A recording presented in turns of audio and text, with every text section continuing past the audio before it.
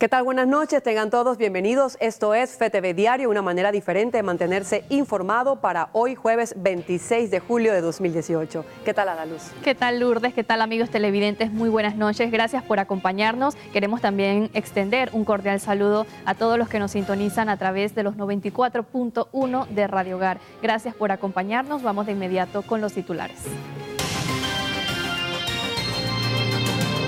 Estos son los titulares para hoy jueves 26 de julio. Contralor de la República visita la provincia de Colón. Productores piden al gobierno un alto a las importaciones. Finalización de las megaobras del Estado podría generar desempleo. En las internacionales, Estados Unidos y la Unión Europea pactan acuerdo para desactivar conflicto comercial. En Venezuela, trabajadores de la salud en Caracas cumplen un mes en huelga. Esto es FETV Diario. Iniciamos. Productores marcharon este jueves hasta la Presidencia de la República en busca de respuestas ante el aumento en las importaciones. Más detalles a continuación. Cansado de las importaciones, más de 30 agrupaciones del sector agropecuario marcharon hasta la Presidencia de la República en busca de respuestas, ya que indican que están registrando pérdidas debido a la entrada de productos agrícolas del exterior. Bocas del Toro es una provincia que poco produce y a la vez se lleva de Chiriquí para allá, ¿verdad? Cuando acordamos nos han metido grandes cargamentos de mercancías afuera extranjeras. Están metiendo arroz, cebolla y mil y una cosas. Los porcinocultores ven con preocupación el ingreso de carne de cerdo congelada que posteriormente es vendida a los consumidores como carne fresca. Piden la eliminación de la UPSA. En 48 horas, desde que tú haces el pago de un contingente de cerdo, en 48 horas puede estar todo el papeleo listo para entrar, mientras nosotros no podemos exportar ni un kilogramo hacia afuera. Esta autoridad tenemos que eliminarla, es una autoridad ilegal. El exministro de Desarrollo Agropecuario Jorge Arango dijo que es necesario disminuir las importaciones, ya que están afectando directamente al productor nacional. Estamos importando productos que no cumplen a veces con los requerimientos que nos exigen a nosotros los productores y que somos los que garantizamos la calidad del producto al consumidor panameño. Entonces, hemos encontrado recientemente huevos que están vencidos, que están entrando en una serie de arroces que están entrando sin los requisitos. La marcha, que partió a las 10 de la mañana desde el estatua Vasco Núñez de Balboa en Cinta Costera, tuvo como destino final la Presidencia de la República, en donde un grupo de productores se reunió con el ministro de Comercio e Industrias, el ministro del Ministerio de Desarrollo Agropecuario y el gerente del Banco de Desarrollo Agropecuario. Los productores temen perder sus producciones. Nosotros siempre reclamamos nuestros derechos porque el gobierno siempre comprometió a nosotros. Pueblo primero dice, por eso que nosotros que estamos, productores que estamos ya todos desaparecidos, por eso que estamos reclamando nuestros derechos. A nosotros no queremos que nos den migajas, estos son migajas. Nosotros queremos que nos dejen trabajar, que paren, que controlen las importaciones porque no se puede parar de todo. Nosotros no somos autosuficientes. Los productores dicen estar esperando una respuesta a un pliego de peticiones que fue entregado al presidente Juan Carlos Varela hace algunas semanas. El 26 de junio tuvimos una manifestación en Divisa, dándole un pliego de peticiones al presidente de la República y nunca nos ha respondido. Estamos hablando de un mes y 5 días y todavía no hemos tenido respuesta ni tan siquiera para decirnos que nos va a atender.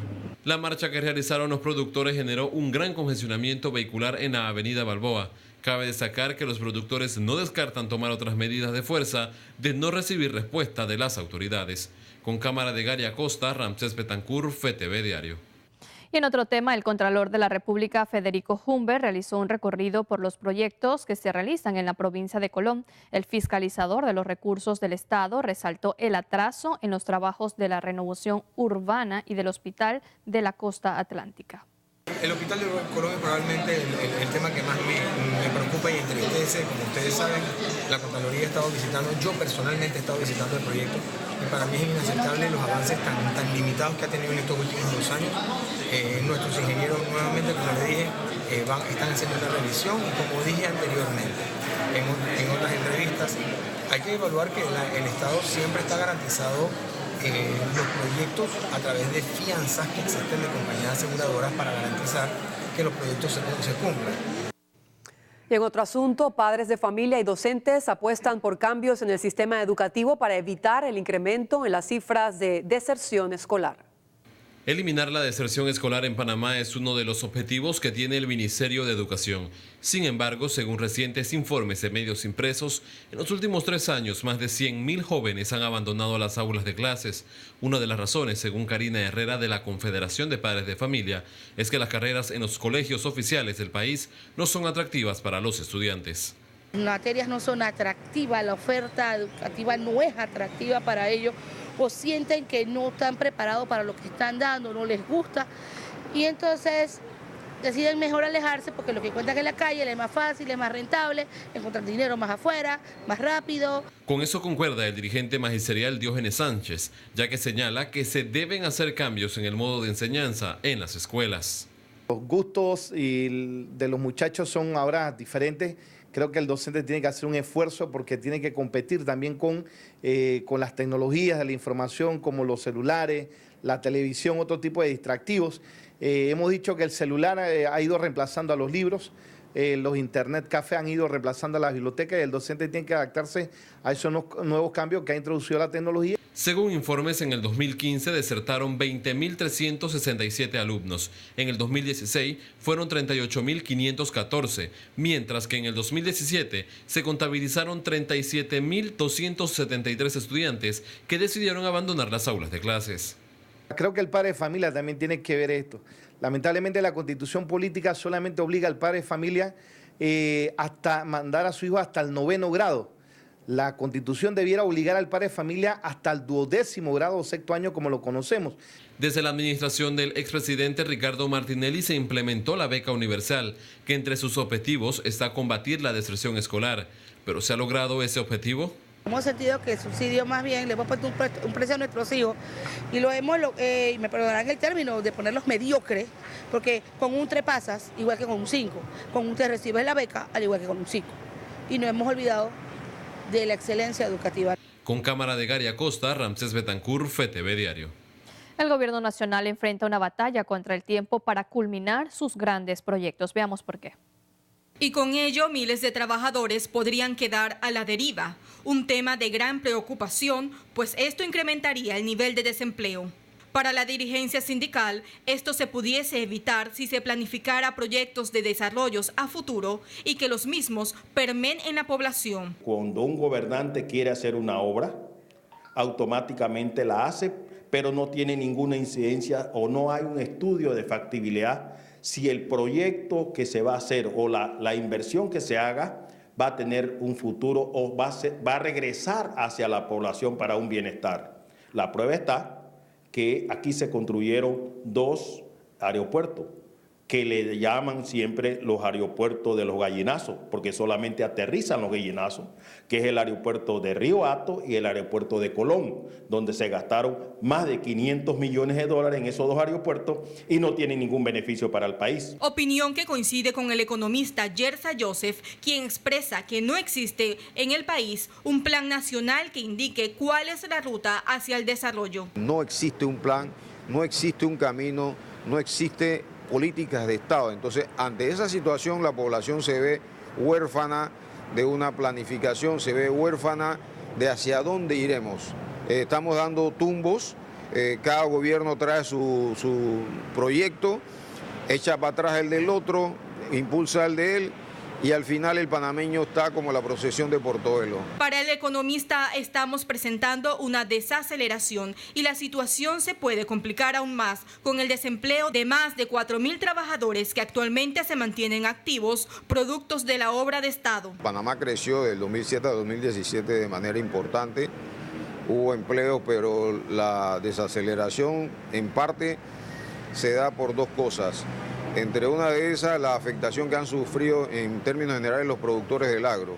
con la importación de productos de fuera. Por su parte, el Ministerio de Trabajo tiene las esperanzas puestas en la dispensa fiscal de 300 millones que el Ejecutivo solicitó al Legislativo para hacerle frente al reto de culminar obras pendientes. Nosotros estamos muy preocupados porque pudiera generarse alguna disminución en el empleo generados por la terminación de algunas obras como el aeropuerto de Tocumen, la línea 2 del metro, entre otras los proyectos de Techo de Esperanza que ya también están por culminar, y para eso hemos solicitado una dispensa fiscal, como ustedes conocen, por más de 300 millones divididos en dos conceptos: 240 para infraestructura, para generar empleos y dinamizar la economía, y 60 millones para cubrir lo que es el ajuste tarifario. Las autoridades de trabajo reconocen la desaceleración económica y recomiendan a los jóvenes estudiar carreras donde están creciendo los sectores como turismo, industria y logística. Igual hay un montón de nuevas oportunidades en el sector informático computacional, que son nuevas carreras y que va a demandar el mercado laboral. Entre el año 2017 y 2016, el número de ocupados se incrementó en 15.138 o 0.85%, mientras que el total de desocupados aumentó en 13.684 o 13.3%, lo que significa que el mercado sigue generando empleos pese a la desaceleración, según datos publicados en la página del Instituto Nacional de Estadísticas. Con cámara de Elvis Pineda, Jennifer Sanjur Padilla, FTV Diario. El Sistema Nacional de Protección emitió este jueves una alerta verde para todo el territorio nacional debido a un sistema de baja presión que se mantiene anclado sobre Panamá e interactúa con la vaguada monzónica, ocasionando nublados y aguaceros en las vertientes del Pacífico y el Atlántico. La alerta se mantendrá hasta el próximo sábado 28 de julio. La Fuerza de Tarea Conjunta se encuentra coordinando para ofrecer asistencia humanitaria en las zonas de mayor vulnerabilidad. Ya lo sabe, amigo televidente, a estar muy pendientes.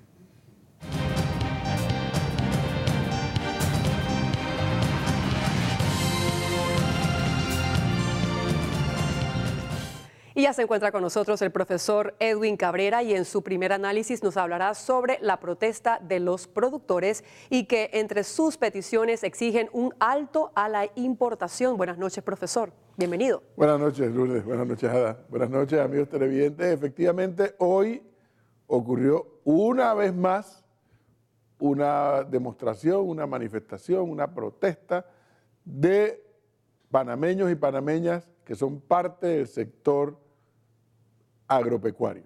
Vinieron desde muy lejos algunos, de las tierras altas chiricanas, desde Veraguas, de Azuero, de Darién, de Chepo, para, además de manera muy original, por cierto, con los caballos y algunas reses y demás, concitar a la opinión pública. No solamente la caminata que fueron hasta la Presidencia de la República, donde entiendo tuvieron una reunión, sino que creo que también el tema es llamar la atención al sitio donde está concentrada la mayor cantidad de consumidores, es decir, aquí en la ciudad capital, además de La Chorrera, Raiján, San Miguelito. Hay que recordar que en esa franja están concentrados, repito, la mayor cantidad de población del país. Y ellos están en lo que denominamos las provincias, en el sector de la producción. Bueno, así que la idea era llamar la atención y exigir esa reunión en la presidencia. La reunión se dio y me preocupa que los resultados de la reunión, lo que comenzamos a saber de los resultados de la reunión y de lo que ya sabemos son los motivos de la protesta, son los mismos que desde hace ya varias décadas atrás. Esto que estamos viendo en el sector agropecuario se veía venir, no desde ayer, ni de antes de ayer. El primer aldabonazo fue cuando en la administración del presidente Pérez Valladares, del año 94 al año 99, entramos en ese proceso de globalización, de apertura de mercados, de Organización Mundial del Comercio y luego los tratados de libre comercio. Y cada vez que se hablaba de esto, Yo me acuerdo que en la administración Pérez Valladares hablaba de que los del sector de la agricultura y la ganadería tenían que reconvertirse, que después bajaron los aranceles a cero, los aranceles de importación. Luego vino la administración de la señora Mireya Moscoso y los volvió a subir un poco para ayudar a proteger a la producción nacional. Todo esto ha venido ocurriendo, pero gobierno tras gobierno, incluso en la época de la dictadura, el sector agropecuario se viene quejando de que no se les está prestando la debida atención. De hecho, recordaremos que en la administración del presidente Martín Torrijos, incluso el entonces ministro de Desarrollo Agropecuario, Laurentino Cortizo, hoy precandidato, renunció al cargo de ministro de Desarrollo Agropecuario por no estar de acuerdo con estos paquetes que se estaban firmando en aquella época. De manera que este es un tema que viene dando y viene dando vuelta. Entonces, a esto se le enfrenta otro problema, otra realidad, que es lo que dicen los tecnócratas. Pero es que dice, lo que hay que favorecer es al consumidor, que es mayoría, y el consumidor logra obtener productos más baratos cuando son importados que cuando son de producción nacional, dicen los tecnócratas, no lo digo yo. Bueno, ¿cómo conjugar el que el consumidor reciba buena calidad de producto a buen precio y que por el otro lado el Estado no descuide al sector productivo del campo? Y la verdad sea dicha, yo creo que este es un país que no nos podemos gastar el lujo de ayudar a desaparecer al sector agropecuario, porque es un país muy chico, perdón, un país muy chico, es un país que no tiene muchos recursos naturales que digamos. Entonces, si nos dedicamos nada más al sector comercio, al sector servicio, canal, banca, seguros, etcétera, y decimos, no, mire, ¿sabe qué? Vamos a deshacer el sector agropecuario y vamos a importarlo todo porque es más barato. Un día puede llegar que esos países que exportan leche, huevos, carne, etcétera, usted mencione todo lo que quiera, digan, oye, no puedo seguir exportando de a ti Panamá porque yo tengo que resolver mi problema adentro. Eso puede ocurrir. Entonces, por eso, el Estado panameño, fíjese que yo hablo del Estado panameño, yo no hablo del gobierno, porque los gobiernos son transitorios. Aquí cada 5 años cambiamos de gobierno como lo ordena la Constitución, pero el Estado es permanente. Entonces, el Estado, objetivamente, sí tiene que tener una estrategia y una política para lo que ellos mismos han llamado la soberanía alimentaria. No podemos ser que dependamos el 100% de lo que venga de afuera, porque de lo que viene de afuera un día te lo cortan si ellos tienen problemas. Ahora bien, me explican que parte del otro problema es que nuestros productores están más preocupados por abastecer el mercado nacional, lo cual es legítimo, y no ponen su mirada a la posibilidad de exportar. Cuando se menciona esto, los productores dicen, no, es que sí, a todos nos gustaría exportar, pero es muy caro. Y además, y eso es un problema que hay que analizar, dicen los productores, no hay el acompañamiento adecuado por parte del gobierno, y ahora sí menciona al gobierno y no al Estado, no hay el acompañamiento adecuado para que el productor, ya sea el ganadero, ya sea el agricultor, evalúe la posibilidad de exportar. Bueno, ¿y por qué es una posibilidad lo de exportar? ¿Y por qué habría que preguntarle al gobierno qué tipo de políticas tiene, qué legislaciones hay y cuál sería el reto del próximo gobierno para que estas exportaciones pudieran darse? Bueno, porque entonces el sector terminaría generando más empleos. Y fíjense, la rueda está como rueda. Generaría más empleos, generaría más inversiones, generaría un círculo en materia de financiamientos y el movimiento de la economía. Es lo que me han explicado. Así es que no podemos darnos el lujo de deshacernos del sector agropecuario porque eso no puede ser. No podemos darnos el lujo de decirle al consumidor nacional, usted consuma lo nacional aunque sea más caro, porque el consumidor eso no lo va a entender.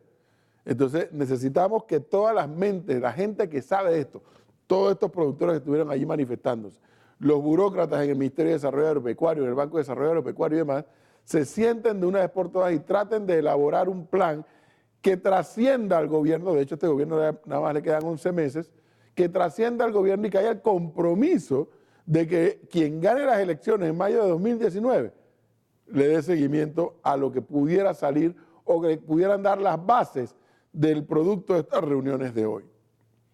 De lo contrario, esto va a ser como una gotera permanente que está allí, que está allí, que está allí y que nadie la resuelve. Y mientras tanto, sigue las migraciones de familias del interior a la capital, 1. 2, los hijos de muchos de estos productores ya no quieren saber, algunos ya no quieren saber ni de la agricultura ni de ganadería, porque dicen, no, si a mi papá le está yendo mal, eso ya no es negocio, ¿para qué me voy a meter en eso? Yo mejor me voy y estudio otra cosa y voy trillo por otros caminos.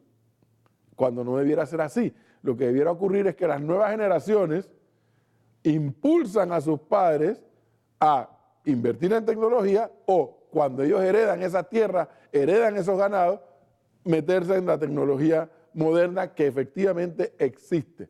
Y bueno, y el último, no el último, pero otro de los eslabones de la cadena, los subsidios.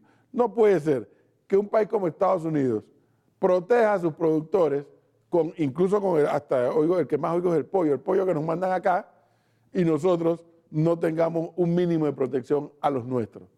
Entonces, sí hay subsidios para el sector agropecuario, porque se lo he preguntado a los mismos productores que he entrevistado. Sí existen subsidios para el sector agropecuario. Bueno, habrá que analizar si son suficientes o habrá que analizar cuán efectivos son y con cuánta prontitud y dinamismo se le imprime para que ese apoyo lo reciban de inmediato, porque de nada vale que el productor invierta en tecnología, pida préstamos, etcétera, etcétera, etcétera, y cuando va a las instituciones del Estado, el trámite le demora 6 meses, 9 meses, 1 año o más años. Entonces ahí sí ahí hay un problema, ahí hay un cortocircuito. Son temas que para alguien como yo, que no sabe exactamente nada de lo que es agricultura y ganadería, pero que trato de entender lo que estoy escuchando, tenemos que hacer lo necesario como país para que se encuentren los mecanismos necesarios para que el sector agropecuario no desaparezca, que siga existiendo, porque eso son garantías mínimas indispensables.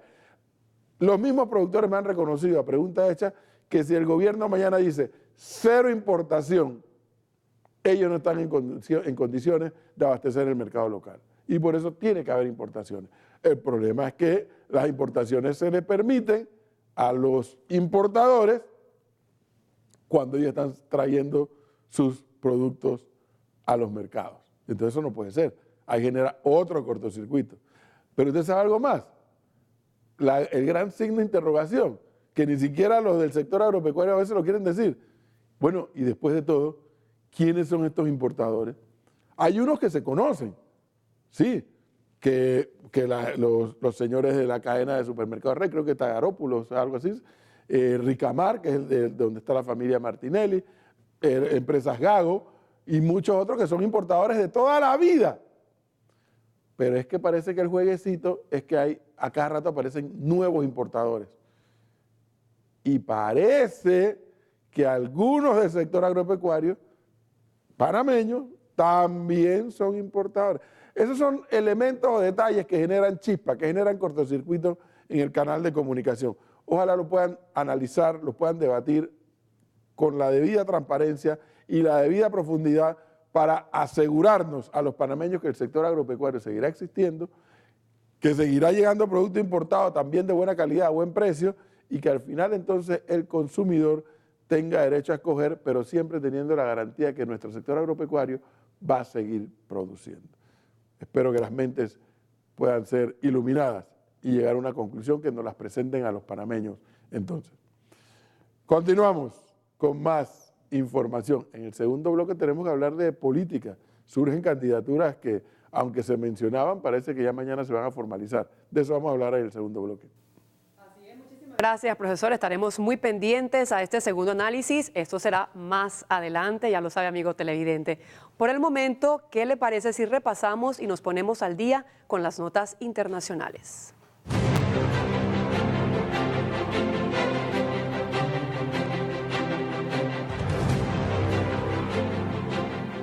tenemos que una explosión se produjo hoy jueves frente a la Embajada de Estados Unidos en Pekín.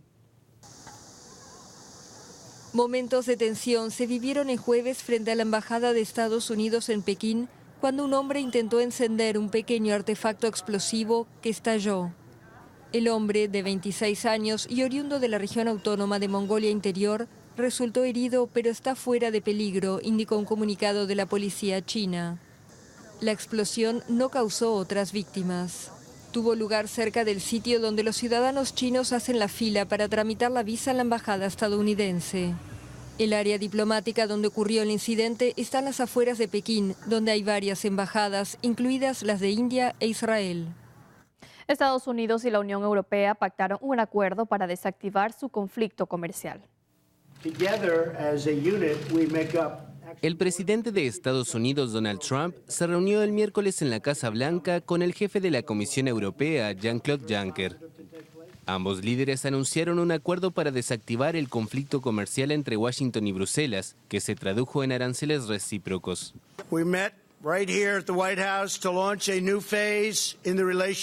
Nos reunimos aquí en la Casa Blanca para lanzar una nueva fase en las relaciones entre Estados Unidos y la Unión Europea, de fuertes relaciones comerciales en las que ambos ganaremos, de trabajar juntos por la seguridad global y la prosperidad, y de trabajar juntos contra el terrorismo.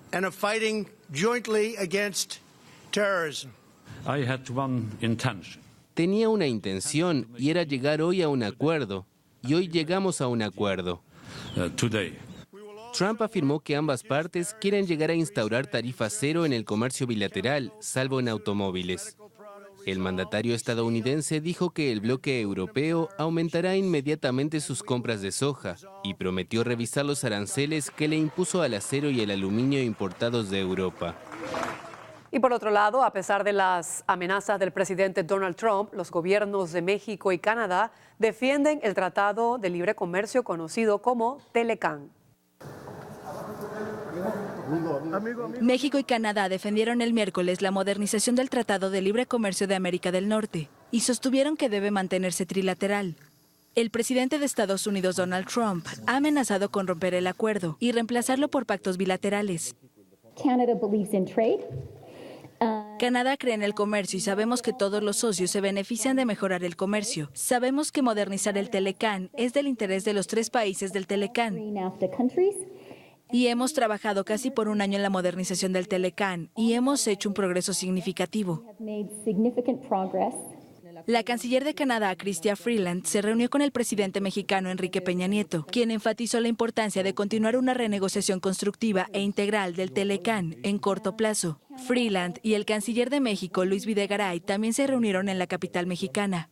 Videgaray se comprometió a que si es posible alcanzar un acuerdo con Canadá y Estados Unidos lo hará, a pesar de que el 30 de noviembre culmina el periodo del actual gobierno. Finalmente, Freeland fue recibida por Marcelo Ebrard, que será el próximo canciller de México, y además mantuvo un encuentro con el presidente electo Andrés Manuel López Obrador, con quien también coincidió en que el TELECAN debe ser trilateral.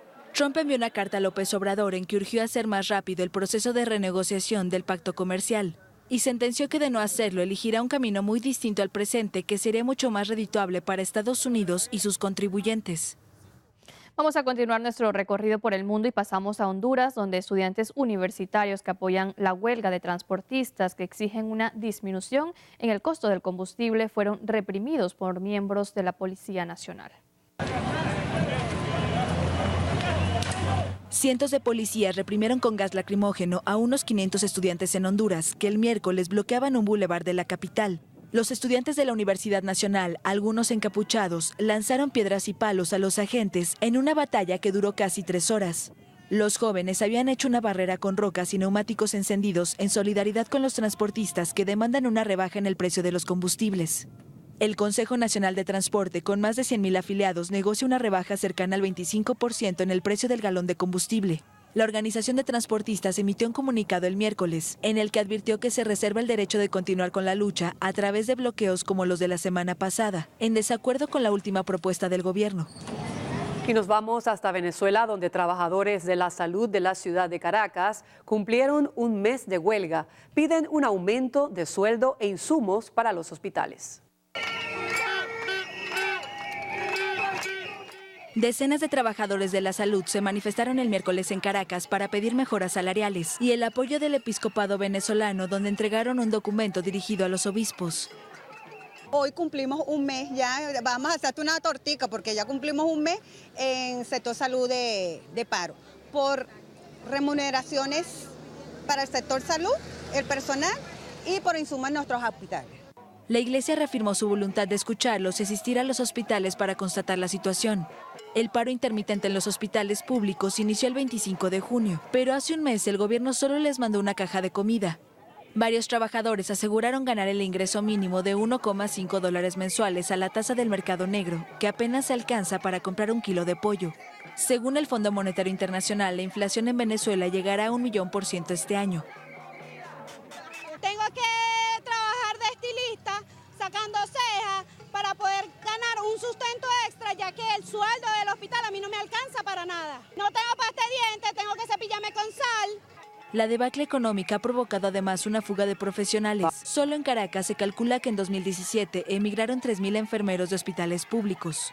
El presidente Nicolás Maduro, que culpa por la situación a las sanciones financieras que Estados Unidos impuso a Venezuela, aprobó la semana pasada 311 millones de euros para adquirir insumos médico-quirúrgicos y medicamentos de alto costo. Del sector salud del país hermano Venezuela. Queridos amigos, vamos a hacer nuestra primera pausa comercial. Usted no le cambie, que al volver seguimos con más. Acompáñenos, que al regresar tenemos noticias del Vaticano y el enfoque pastoral con el padre Francisco Vera. Ya volvemos.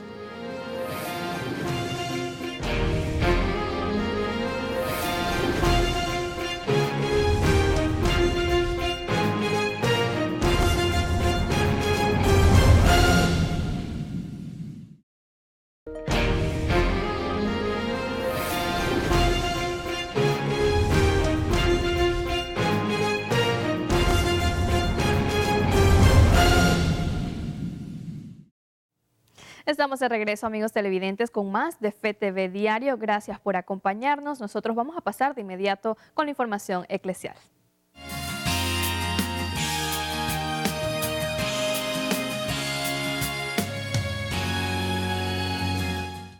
Y hoy se cumplen 100 días desde que iniciaron las protestas en Nicaragua en contra del presidente Daniel Ortega. Por su parte, la Iglesia Católica pide continuar con el diálogo nacional. Muy hermosa porque el Santo Padre nos ha invitado para... La violencia continúa en Nicaragua y la Iglesia Católica se dice dispuesta a hacer todo lo posible para recuperar el diálogo entre el gobierno del presidente Daniel Ortega y la oposición. Le dijimos al señor presidente que nosotros no somos sus enemigos. Y eso lo seguimos diciendo. Nosotros no somos sus enemigos. Nosotros tampoco no queremos sacarlo del poder, ¿verdad? La oposición pide que Ortega deje el poder y convoque a elecciones, mientras que el presidente afirma que todo es parte de un golpe de Estados Unidos para sacarlo. Brenes afirmó que no hay condiciones para retomar el diálogo en estos momentos, pero que se debe hacer un esfuerzo para restaurarlo. En situaciones tensas, a veces se toma su tiempo. Y lo que quiere hacer, no, muchos han dicho, si no se tuviese el diálogo, a lo mejor hubieran más muertos en Nicaragua, ¿no? Brenes afirmó que es igual de doloroso la muerte de un civil que de un policía o un paramilitar, porque todos son nicaragüenses, y que deben seguir luchando por evitar víctimas a través del diálogo. El martes, el vicepresidente de Estados Unidos denunció la violencia en las protestas en Nicaragua, que dejan más de 350 muertos. La oposición afirma que los paramilitares que los atacan son auspiciados por el gobierno nicaragüense. Y en este mismo tema, Panamá se solidariza con los hermanos de Nicaragua y se une en una jornada de oración que fue realizada en la Basílica Menor Don Bosco. Hermanos y hermanas, la realidad que vive nuestros hermanos nicaragüenses y las reiteradas acusaciones que se hacen en contra de la Iglesia solo por ser fiel al papel que han de ejercer sus obispos como pastores del pueblo, ha pasado a niveles impensables de insensatez.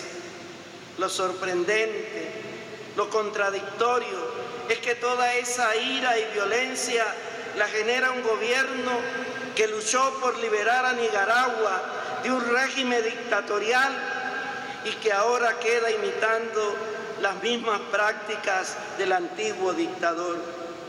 Asumimos las palabras del Papa Francisco dirigidas a nuestros hermanos obispos de Nicaragua y a la comunidad internacional.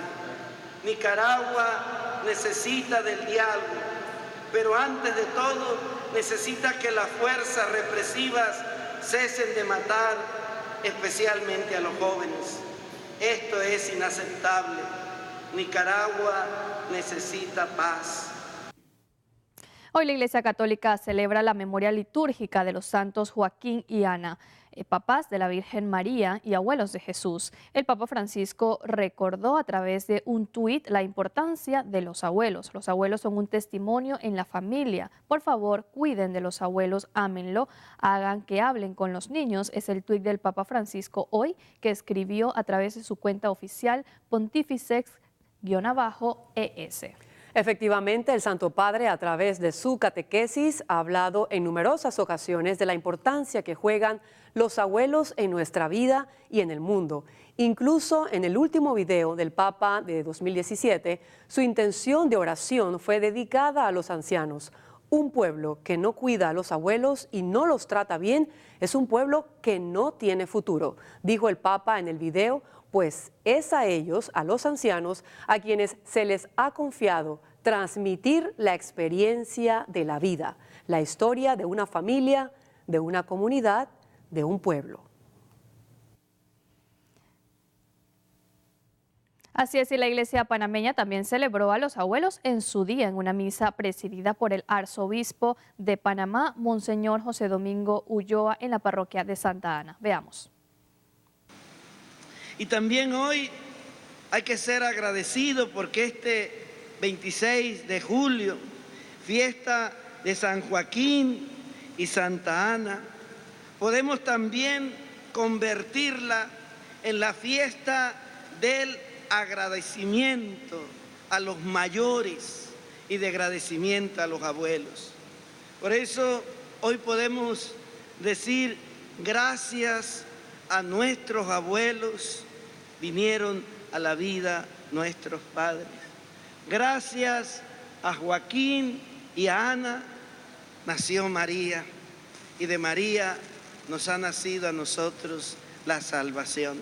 Por eso, sin miedo y sin caer en ninguna herejía, podemos decir también que la gracia que nos da María en Jesús nos ha venido también de Joaquín y de Ana.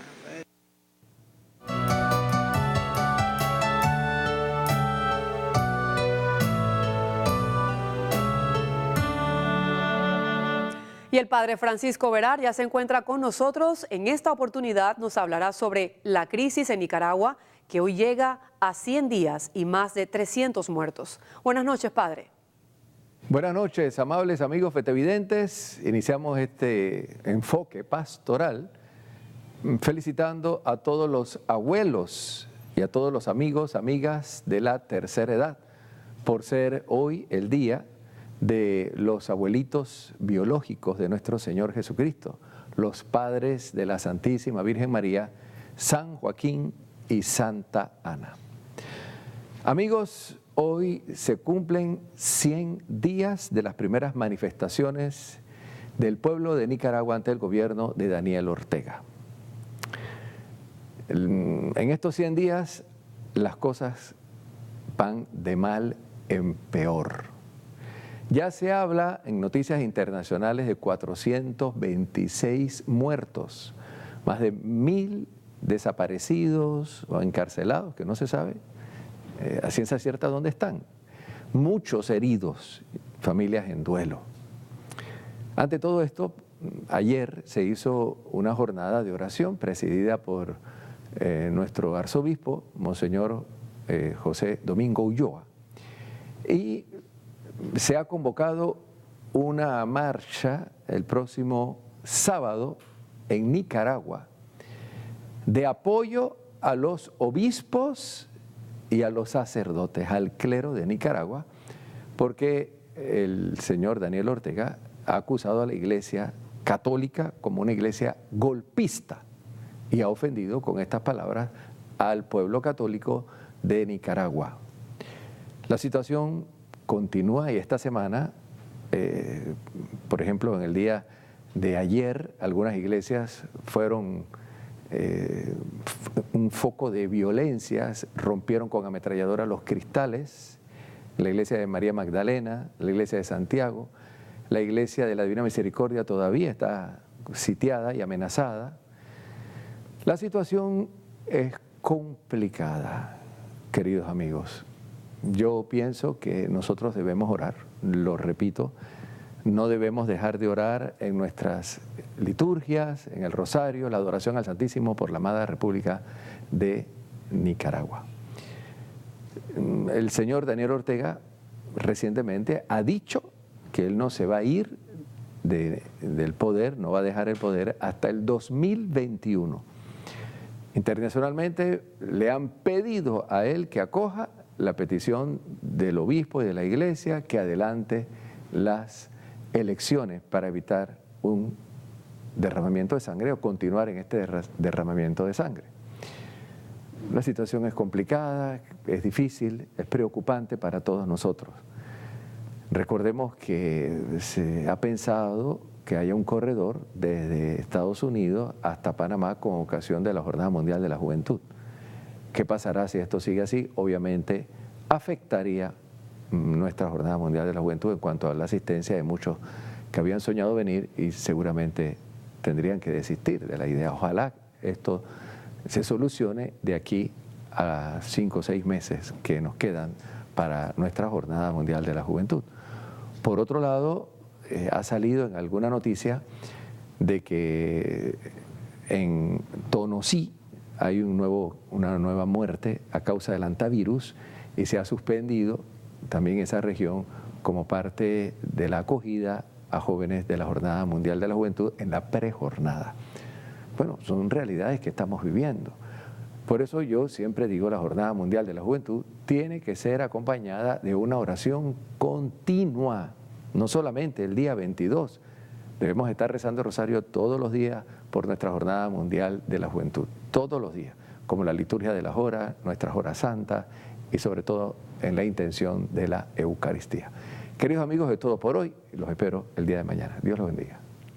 Así es, muchísimas gracias, Padre, a continuar en la oración todos los días. Vamos a seguir entonces con más información. El Consejo de Gabinete fue aprobado el presupuesto general del Estado para el año 2019. Jennifer Sanjur Padilla nos amplía. El proyecto de ley del presupuesto general del Estado aprobado en el Consejo de Gabinete, que asciende a 23.318 millones de dólares y que llegó este jueves al Pleno de la Asamblea Nacional de Diputados, ya tiene reacciones. Los empresarios recomiendan que las obras pendientes deben concluirse y el gasto corriente no debe aumentar. Nosotros hemos venido conversando o manifestándonos de que el gasto corriente del Estado tiene que bajar. No podemos seguir aumentando a los niveles que ha venido creciendo. Por otro lado, tenemos que el Ejecutivo está pidiendo una dispensa de 300 millones de dólares a la Asamblea Nacional. En los tiempos donde la economía de este país está cayendo, como ha venido en los últimos meses, exhortamos a que se den programas de disminución del gasto corriente más que aumentarlo. Que hayan disminuido el presupuesto no quiere decir que van a dejar las obras a la mitad.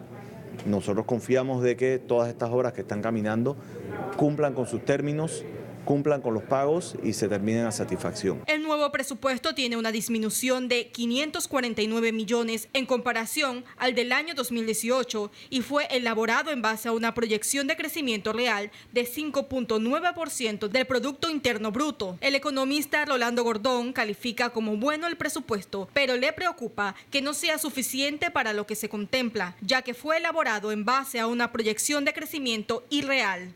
Lo malo que yo veo en el presupuesto es que se hizo teniendo en consideración que la economía va a crecer un 5 o 6%, cosa que no va a suceder porque la economía este año va a estar por el 4.5% y el otro año es un año preelectoral que cuando hay elecciones los inversionistas, tanto internacionales como nacionales, no hacen la inversión necesaria para esperar qué pasa en las elecciones. Sí, puede haberla como hubo este año.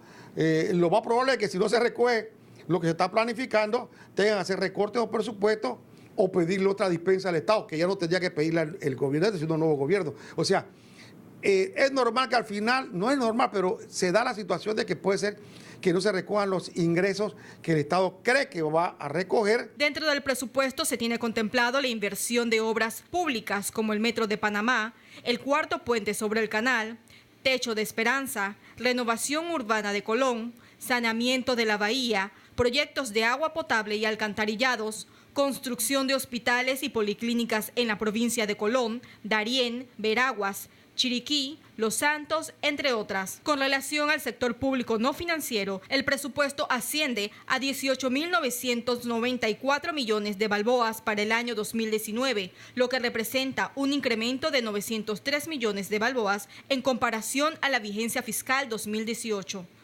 Con cámara de Elvis Pineda, Jennifer Sanjur Padilla, FETV Diario. Cambiamos de tema porque con la participación de los alegatos de la defensa de los 4 funcionarios de la Caja de Ahorros, finalizó la audiencia preliminar seguida a 22 personas entre exdirectivos de esa institución bancaria, empresarios y particulares por el delito de peculado de $9 millones. Las investigaciones revelan que la Caja de Ahorros realizó un préstamo de manera irregular. La Fiscalía reiteró su llamamiento a juicio a 16 personas. Se espera que la juez Vilma Urieta decida sobre una audiencia de fondo en un plazo de 30 días. Entre los solicitados por la Fiscalía para que enfrenten la audiencia de fondo aparecen Ricardo Francolini, expresidente de la Junta Directiva de la Caja de Ahorro, Jason Pastor, exgerente de esa entidad bancaria, Wes Valdés, fundador de la extinta Casa de Valores Financial Pacific, y el empresario Felipe Pipo Virsi. Y unas 339.122 dosis de vacuna contra la influenza se han aplicado desde mayo hasta la fecha en las diferentes instalaciones de salud del área metro, San Miguelito y el interior del país, por parte del personal de enfermería del programa Ampliando de la Inmunización de la Caja del Seguro Social, informó esta institución a través de un comunicado. Bien, hacemos un alto en la información. Usted siga con nosotros que aún tenemos más información que contarle. Así es, Lourdes, amigos televidentes. Al volver, el profesor Cabrera con el segundo análisis de la noche.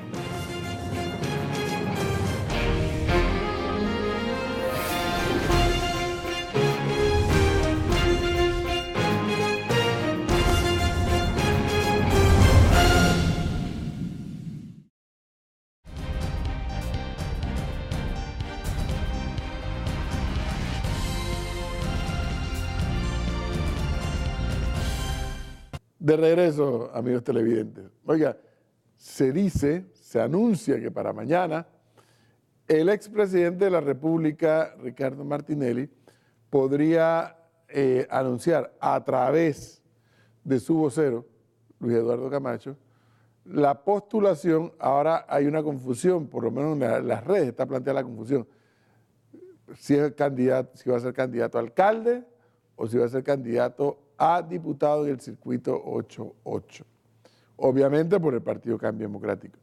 Entonces está la confusión porque dice Camacho que él fue a buscar los papeles, pero dijeron que no, que esa posición había quedado bloqueada, que la han dejado para la negociación. Ahora hay un tuit que dice que no, que es para diputado. A ver, vamos por parte. No se le puede cuestionar al expresidente Martinelli lo legítimo que es aspirar. Él está habilitado, él podría estar habilitado para ser candidato a alcalde, a diputado, a representante. Lo que no está habilitado por constitución es a ser candidato a presidente de la República. O mejor dicho, no puede ocupar la presidencia de la República. Porque la constitución dice que una persona que llegó a ser presidente de la República tiene que esperar 2 periodos, es decir, 10 años para volver a ser presidente. Y obviamente primero tiene que ser candidato. Así que ese no es el caso. Pero le voy a decir algo, y sin el ánimo de cuestionar lo que pudiera ser legítimo el aspirar a alcalde o a diputado. Yo espero, como un ciudadano más de este país, que dicha aspiración sea para aportarle al debate nacional y no para arroparse en la desprestigiada inmunidad como candidato o como diputado si gana o como alcalde si gana. No sé si me captan la idea. ¿Por qué? Observe un detalle.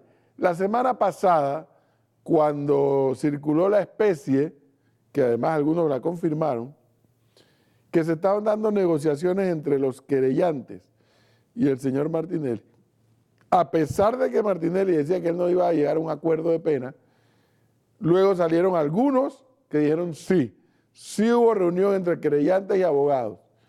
Y fueron más allá algunos, dijeron, y la propuesta es 7 años de prisión, porque dicen que si lo encuentran culpable podrían aplicarle hasta 21 años de prisión.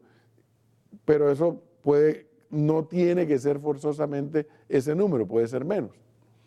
Y dice que la negociación era 7 años de prisión. Y entiendo que también una indemnización a los querellantes. No sé si producto de esas conversaciones se llegó a un acuerdo. Pero a mí me llamó la atención lo de los 7 años. Y yo, ¿qué número tan caprichoso es ese? ¿Por qué 7? Es que una persona que haya sido sancionada, encontrada culpable, y que la pena sea por 5 años o más, si el juez incluye en dicha pena la inhabilitación para ocupar cargos públicos, entonces también quedan inhabilitados para ser candidatos.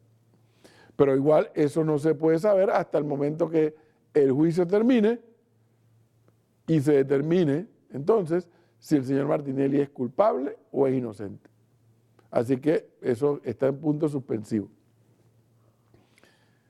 Pero imagínense ustedes por un segundo si esa fuera la pena y si lo inhabilitan, queda totalmente fuera de cualquier espacio o maniobra política desde el punto de vista electoral y desde el punto de vista de ocupar cargo público.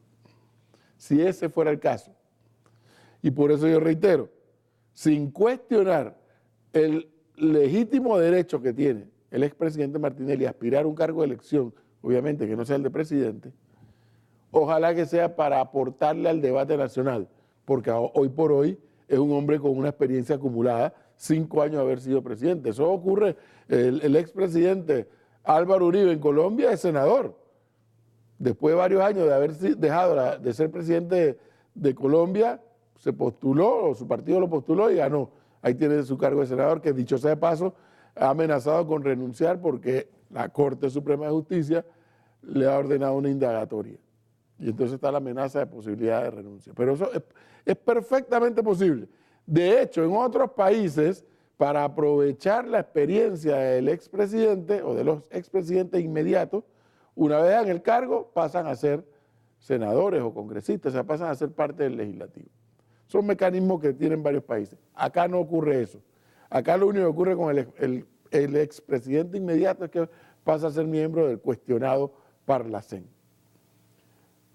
Entonces, mañana nos enteraremos si efectivamente se formalizará la aspiración del presidente Martinelli dentro del Partido Cambio Democrático. Pero yo digo una vez más, ojalá que esa aspiración sea para aportarle al debate nacional y no para cubrirse de la inmunidad y para seguir alargando esta historia de estos juicios que ya son peor. Este juicio del expresidente Martinelli es peor, yo no sé, los que tienen mi edad y más se acordarán que aquí en Panamá pasó una telenovela que se llamaba Simplemente María y pasaban las semanas y pasaban los meses y pasaban los años y Simplemente María no se terminaba. Así comienza a aparecer este caso del juicio del expresidente Martinelli, pero bueno, se dice que ambos lados, los querellantes, los abogados de la defensa, el juez, el fiscal, están haciendo uso de todos los recursos que la ley les permite. Pero bueno, ahí se están desgastando.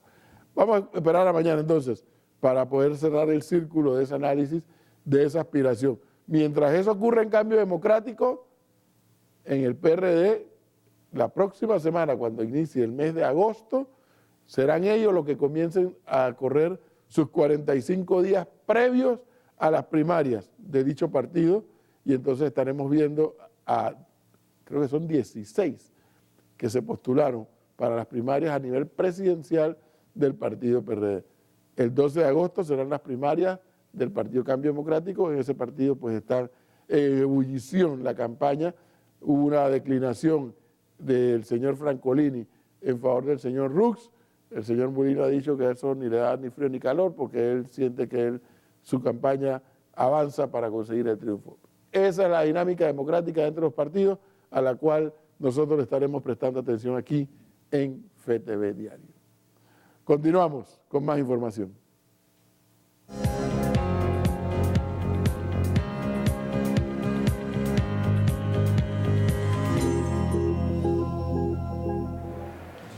Bien, amigos de FTV Diario, buenas noches. Estamos desde exteriores el día de hoy con lo que fue la presentación oficial del CAI, el equipo campeón. El Club Atlético Independiente La Chorrera presentó su plantilla para este nuevo torneo. Conversamos con los protagonistas, escuchemos lo que nos dijeron.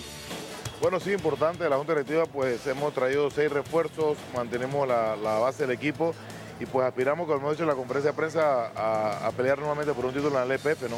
Ya que pues tenemos algo de experiencia y creemos que con la inversión que venimos haciendo las cosas bien, tendremos pues para pelear en los primeros lugares, ¿no? Bueno, es importante, pues la antigua ANAPROF ya venía pues desgastándose en su formato, la LPF igualmente ya más de 12 años, y creo que es importante, los clubes pues ya veníamos varios meses conversando entre la dirigencia para hacer algunas novedades para que ese fanático pues se motive a ir al estadio, que es lo que queremos, que el fanático diga no es lo mismo, hay nuevas oportunidades, y creo que formato de 6 es importante para la liguilla porque eso le da más oportunidad a los clubes. Nosotros somos los campeones de la temporada pasada, ya eso pasó. Ahora estamos a otra nueva temporada y bueno, esperemos salir campeón como lo hicimos la temporada pasada, pero estamos conscientes que todos los equipos nos quieren ganar y bueno, ahora nos toca afrontar lo que viene y esperar los resultados que nos den. Como bien dice, fueron campeones y ahora van a jugar un torneo internacional. ¿No les afecta eso? ¿Sienten más presión ahora como campeones? Sí, porque ahora el otro año, Dios primero, estamos jugando la Copa, o el otro torneo, como usted dijo. Nosotros vamos a seguir trabajando para eso y lograr el objetivo, que es ganar los partidos que nos toca. Y bueno, ahora mentalizado en el torneo porque va a empezar mañana, pero el viernes jugamos nosotros y bueno, esperar que nos haga la cosa bien el día domingo y poder ganar la plaza. Era lo que nos decía José Fajardo y también Ricardo Escobar, uno de los directivos pesados del equipo del Club Atlético Independiente de La Chorrera. Mañana arrancará el torneo Apertura 2018 y todos los detalles los tendremos día a día aquí en el segmento de deportes de FTV Diario. Vamos con ustedes para la parte final del noticiero. Gracias, Alejandro. Ahí estaremos pendientes entonces a los resultados del torneo. Queridos amigos, hemos llegado entonces a la parte final. Gracias por acompañarnos. Así es, también queremos volver a felicitar a todos los abuelitos en su día. Si lo tiene vivo, abrácelo, dígale cuánto lo ama, cuánto lo quiere, y si ya se nos adelantó, pues eleve una plegaria al Señor y siempre recuérdelo con el corazón. Ellos son, como siempre, ojalá que fueran eternos los abuelitos. Y bueno, quédese con nosotros, amigo televidente, porque al finalizar ya está preparada Ángela Francés con el programa Cruce de Ideas y el tema Amor y Sexualidad. Y usted, por supuesto, no se lo puede perder. Hasta mañana. Que tenga buenas noches.